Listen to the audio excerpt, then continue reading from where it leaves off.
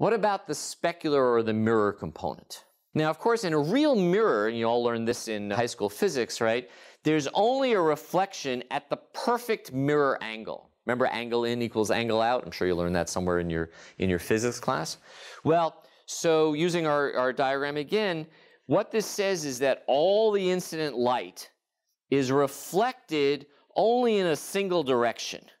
Okay, and I'm going to call that direction M for the mirror direction, and here we have V for the viewing direction. Okay, and so that light is only going to be visible when V equals M.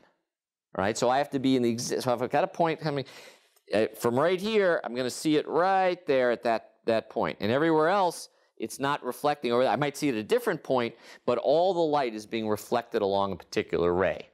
All right, and so the BRDF is just what's called a double delta function.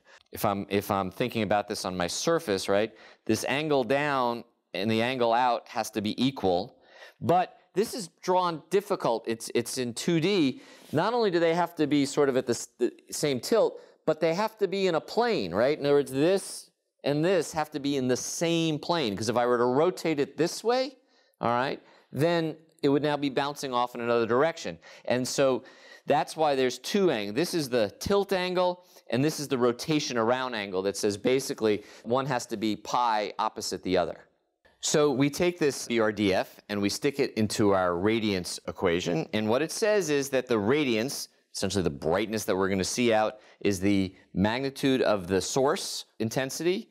The rho sub s is the specular reflection. So for example, it might be a darkened glass that filters out some light, so it still acts as a mirror but only reflects some percentage of it. That's what the rho would do. And then we have these two delta functions, okay? And these two delta functions say that basically the angle in terms of the tilt has to be the same, and also the rotation around have to be exactly pi different. That's what those two things say. Now remember, the delta function is a function that if the argument is 0, it's a 1, otherwise it's 0, and that's why it's written as a delta function.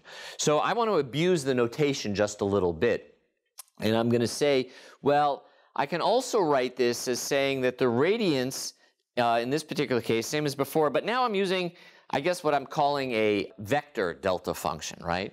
So what we said before is that I only see a reflection if the viewing angle is exactly the mirror angle, right? So essentially, these two things would have to be the same so that I'm lined up in exactly the right spot. Another way of writing that is that the half angle is the same as the normal, right? So another way of saying that is if the vector that's exactly halfway between the sensor and the light is the same as the normal, then you get a mirror reflection. And that would be for sort of a single perfect point. So that's the mirror BRDF.